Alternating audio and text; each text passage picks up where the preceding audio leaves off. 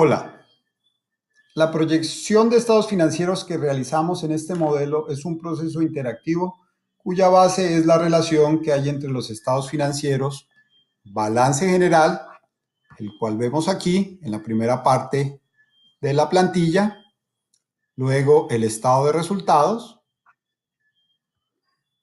cuya cuenta final es la utilidad después de impuestos, y el estado de flujo de efectivo. Como todos sabemos, el balance registra las cuentas de inversión, que son el efectivo, el capital de trabajo, el activo corriente, el activo total, y en el pasivo se registran las cuentas de pasivos y el patrimonio. Como sabemos, se debe cumplir aquí la ecuación contable, que la suma de activos debe ser igual a la suma de pasivos y patrimonio.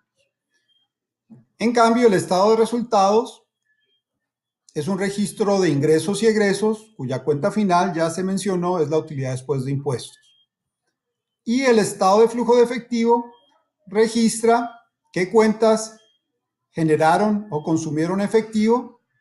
Está estructurado en tres partes: el efectivo generado por la operación, que incluye la utilidad, la depreciación y las cuentas de capital de trabajo; el efectivo de inversión, que incluye las cuentas de activos fijos; y el efectivo de financiación, que incluye las decisiones financieras.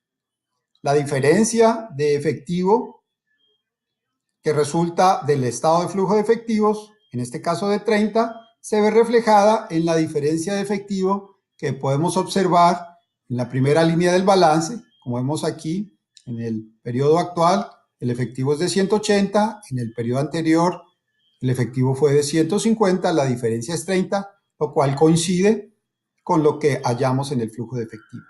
Este flujo de efectivo que estamos observando aquí es un flujo de efectivo indirecto que se calcula con la diferencia de las cuentas. Por supuesto, es un proceso imperfecto porque no tenemos acceso a la información del estado de cambios en la situación patrimonial que nos permitiría hacer una proyección un poco más precisa.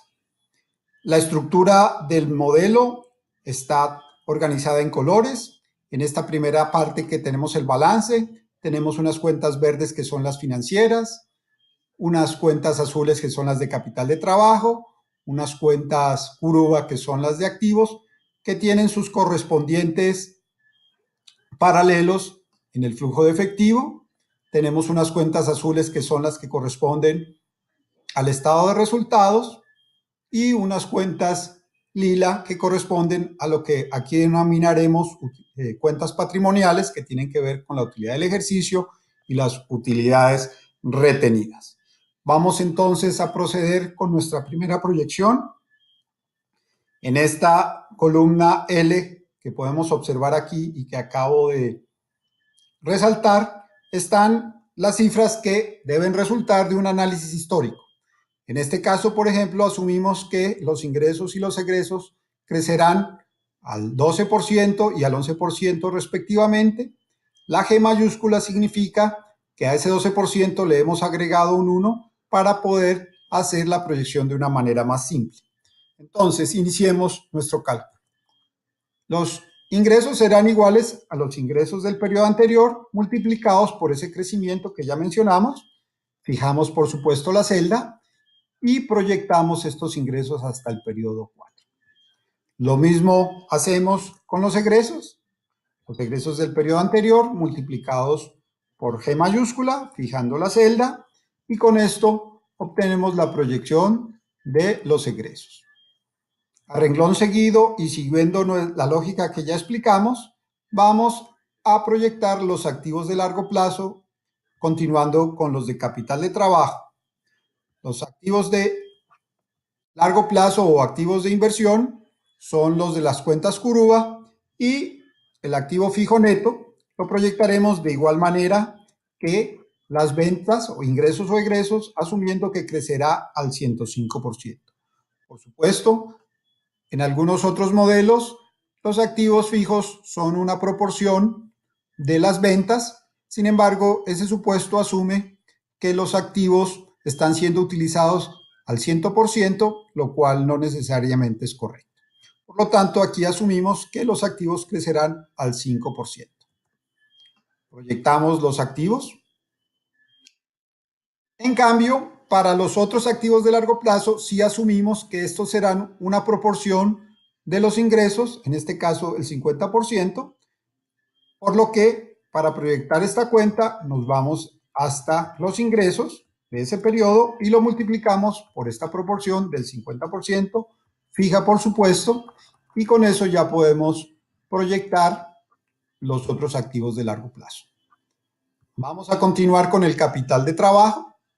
El capital de trabajo se proyecta como las rotaciones. En este caso, el análisis histórico nos dijo que las cuentas por cobrar eran de una rotación de 28 días, el inventario de 39, las cuentas por pagar de 33 y los otros pasivos de 125. Las cuentas por cobrar están referidas a los ingresos, mientras que el inventario, las cuentas por pagar y los otros pasivos están referidas a los egresos.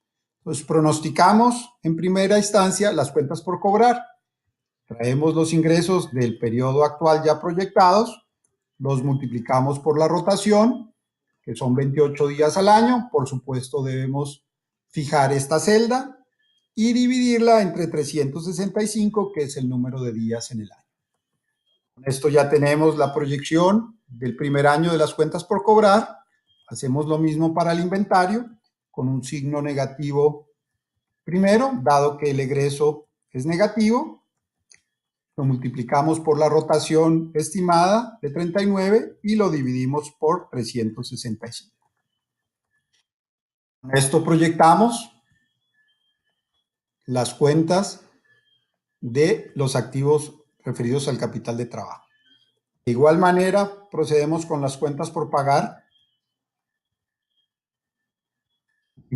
anteponiendo el signo negativo, luego lo multiplicamos por la rotación estimada de 33 días, la fijamos y dividimos entre 365. Procedemos a proyectar esta cuenta, hasta el periodo final. Procedemos de manera análoga con los otros pasivos de largo plazo. Rotaciones de 125 días, la fijamos y lo dividimos entre 365. Con esto ya tenemos proyectado el capital de trabajo y los activos fijos. Nos quedan faltando las cuentas verdes, que son las financieras, y nos queda faltando también las cuentas patrimoniales. Habiendo realizado esta estimación, volvemos al estado de resultados para completarlo hasta donde consideremos podemos hacerlo. La depreciación es una función de los activos fijos netos, en este caso un 10%, que de nuevo resulta de un análisis histórico. Entonces, procedemos a proyectarla con el signo negativo antepuesto, ya sabemos, el activo fijo neto multiplicada por el porcentaje estimado históricamente, lo fijamos y procedemos a proyectarlo. Con esto ya tenemos la utilidad operativa.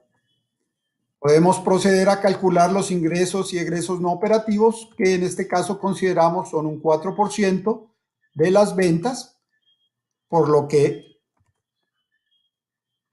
utilizamos las ventas de ese periodo o ingresos multiplicado por ese porcentaje fijo